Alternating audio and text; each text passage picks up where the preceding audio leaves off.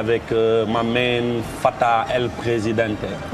Grande gis nga témoignage yi tu vois famille bi xam nga Fata dëgg woon nga bopp. dëgg la. non dëgg la en fait ça se voit ça se sent pas ni bon ça se sent un peu quoi tu vois. Oui. Ça se sent un peu mais bon. oui ak game bi di nga sentir tuuti nii. waa ji doy waar. mais ça fait toujours plaisir xaw ma nan ngay commenter un peu témoignage yi nii surtout sa tante voilà qui on sent vraiment l'affection quoi affection bi ngeen am xam nga complicité bi et tout ça. ouais en fait man dama leen ñoom ñëpp dama leen di remercier parce que en fait je me dis que c'est une vraie famille quoi.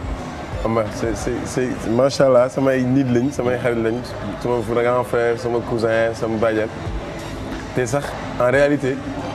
dama yaroog ñoom sax à distance sama frère sama cousin bi nii parce que man maa ngi sama kër yaay laa yaroo mais toujours est-il que chaque mercredi chaque week-end dama daan dem sama kër maam donc ñoom ñaar ñoo dëkkoon sama kër maam te fa laa daan nekk chaque week-end donc dama doon am prétexte su ma jógee sama kër su ma dawee alxuraan rek dem sama kër maam donc sama maam ma daan couvrir lu bari quoi moo tax nii du may bëgg naturellement du may bëgg xale buy am ñaari kër sax quoi parce que da ngay am tout le temps ay prétexte tu vois et que loolu nag da lay dafa am lu muy dugal si yow te li muy dugal si yow it's straight mbedd la quoi.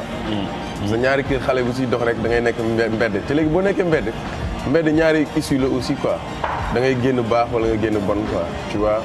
et que ñun ñëpp rappeurs yëpp pour dire que on est tous hardcore tous ceux qui sont passés par la rue savent réellement que on était à un bout de l'échec en fait. te loolu il faudrait que nit ñi di déglu nekk connaisseur xam ne. loolu mooy just to be hardcore loolu mooy ku nekk hardcore c'est-à-dire ñoo xamante ni fanaan nañ ci mbedd am nañ lu ñu daj xam nga à la limite def nañ ay affaires yu bon yu bëri ci mbedd mi te ils ont été exposés dans la rue pour ça parfois sax yow yaa exposé sa bopp sans te rendre compte et que man je trouve que loolu li nga ciy jàngate mooy soo demee ba am famille boo xamante ni toujours yéen ñu ngi autour de toi à un moment donné au début da ngay dem ba gis ni tu as été lâché parce que yow yaa gisoon mbedd mi yaay dem léegi ñoom da ngay dem ba gis dañuy am recul. mais boo ñëwaatee si ñoom rek gisaat ni la famille elle est là elle est toujours belle quoi donc c'est des gens yoo xam ne ñoom ils ont toujours été soudés ñoom nekk seen wet ñoom mais man bi may gën a màgg di leen gën a jege laa gën a xam ne en fait di fàttaliku bi ma nekkee xale yoon bi ma doon wan. donc sama tonton aussi sonn ci trop. sama jàngi alxuraan sama jàngi école il tenait à ce que sama affaire yëpp di strict mais comme j'ai dit chaque fois dama naan am prétexte pour dem sama kër maam mujj gi sama kër maam bi ñu impliqué si war ma jàpp ma ne su ma dayoo ñu war ma yóbbuwaat sama kër su ma ñëwee di ma jël si ma ne ñii xaw ma leen donc pour dire qu'en fait mbedd loolu la quoi. man en résumé loolu laa si wax quoi mbedd. moo tax aussi boo gisee nit man si par émission yi may def. damay toog ba yàgg di découvrir nit su ma koy laaj damay xam ne daf may wax directement. il me parle de manière indirecte parce que je sais que li muy wax dëgg la quoi moo tax li ñu naan lu bëri da nga ko dund mais bëggoo sa doom dund ko c'est pas juste ay jafe-jafe quoi du rek ay bëggoo mu am bëgg nga léegi mu am dàll parce que amoon dàll bi nga nekkee xale bëgg nga léegi mu lekk ba suur parce que daawoo lekk ba suur c'est pas ça. da nga bëgg en réalité moom mu dund li nga dundoon dans le fond. te bañ ko dund sax dans la forme parce que tout simplement yow am na lu la entertain am na lu la train ba nga toll fi nga nekk. am na lu nekk luy tekk sa biir mooy waral nit ñi bu ñu lay gis mooy li ngay wax rek di nga gis ku dëgër bopp mais di nga gis koo xamante ni am na benn formation si mbedd quoi xam nga te loolu la nit ñi di jaawale ak léegi actuel ça forge le fond de la personne ba nga xam ne nit ñi léegi bu ñu lay juger à la légère da ngay bàyyi mu sedd c'est des gens disent que féeg la wala ay affaire da ngay bàyyi mu sedd parce que da nga naan ñii en réalité ils ne te connaissent pas, mais quand tu es exposé et que tu es dans la musique, tu peux quand même te permettre de concevoir plein de choses venant dans la rue aussi. C'est clair, c'est clair. En tout cas, c'est très important pour man wane ces aspects-là. nit yi gis ne ay nit lañu quoi dañu am ay famille dañu am xam nga vécu dañu am jaar-jaar. ça fait plaisir yenn saa damay dox ci mbedd dajeex benn parent mu ne ma man la yaayu diw tel rappeur. waa kañ ngay ñëw kër ga nag xam nga def interview wala def beneen melo ak ñun ainsi de suite. alors que boo c'était avant. il nous interdisait le rap. Mais maintenant, nous avons d'une certaine manière qu'ils veulent qu'on vienne les interviewer. Mais oui, bien sûr. Donc, c'est très important tamit nit yi di xam ne kii nii di dox am na famille, am na kër, am na jaar-jaar, am na vécu, am na éducation. Et puis d'ailleurs le rap a fait de nous ce que nous sommes hein.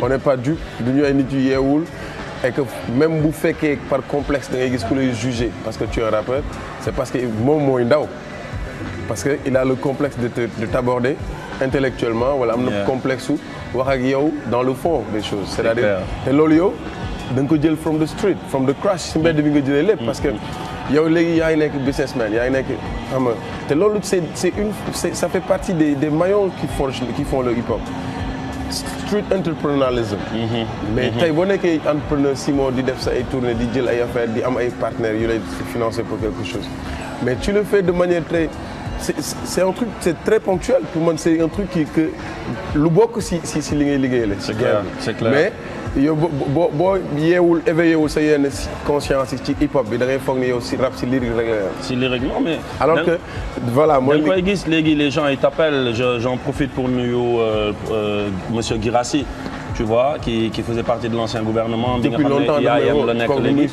mais da lay woo léegi pour nga ñëw pour def ay exposé parler de sa expérience tu vois les gars ils voyagent Tchad qui va au Ghana pour faire benn exposé ci li mu dund xam nga réalité yu xam ne dund na ko durant donc on a un certain vécu bi nga xam ne même les universitaires mooy li KRS One di wax le knowledge ça fait partie maintenant du hip-hop et ñu bëri bàyyi ñu ci xel. mais loolu dafa am ñaari côté ci rap bi quoi dafa am ñoo xamante ne dinañ ko gis am ñoo duñ ko gis c'est ceux qui vont rester toujours conservateurs et ne pas pouvoir xam nga aussi jàngale même ci alxuraan dañuy wax ne jàng soo amee xam-xam te jàngale woo yow bàkkaar dina la ci fekk.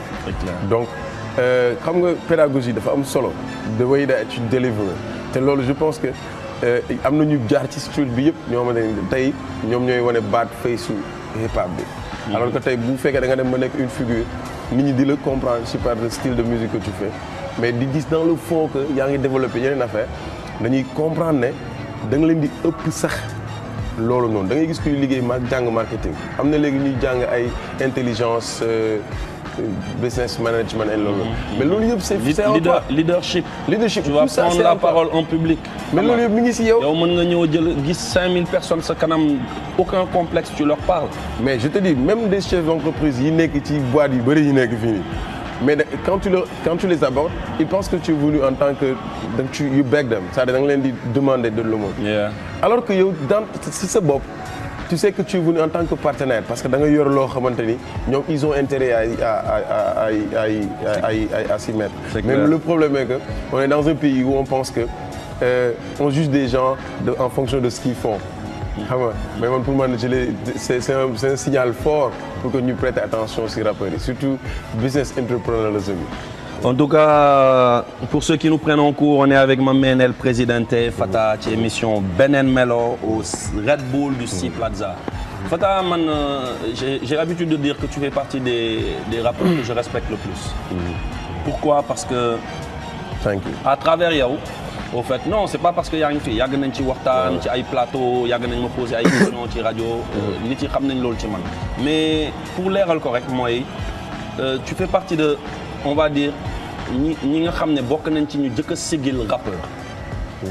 On t'aborde, on te voit correct, clean, xam nga véhiculé, c'est important. dama yàgg a wax gars yi c'est important. bu ñuy ne booy rappeur parce que dafa am ñoo xam ne se comportent comme ay booy. dafa am ñoo xam ne dañoo am attitude du booy. tu vois alors que rap yemul kese ci comme ni nga ko waxee bind. yemul kese ci texte yemul kese ci génnee album. dafa nekk ci yeneen. déjà tu produis une émission qui marche. hip hop feeling. ay talent génn ci. tey on entend Canabasse xam nañ ne fa la jaar on entend Rescapé. xam nañ ne fa la jaar. on entend Mamen Thief bi nga xam ne mu ngi Italie actuellement ñu ngi koy nuyu au passage. fa la jaar No Name xam nga ñoom Illégal Scène. fa la ñu jaar donc pas mal de gens ci actuellement. sont quelqu'un ci hip hop bi wala ont un nom. jaar nañu à travers hip hop feeling boobu. mis à part hip hop feeling tamit le côté business dont on parle. donc da nga jëkk a incarner affaire boobu. et je crois que ça mérite le respect. ça forge le respect. et rappeurs yi ils devraient tamit plus aller dans ce sens-là.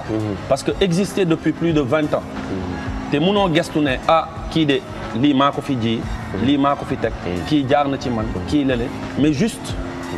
nekk un simple rappeur quoi yow qu'est-ce que tu peux dire en fonction de ça. bon man je dis que comme je l'ai dit tantôt hein, man j'ai une influence américaine du hip-hop en fait man pour man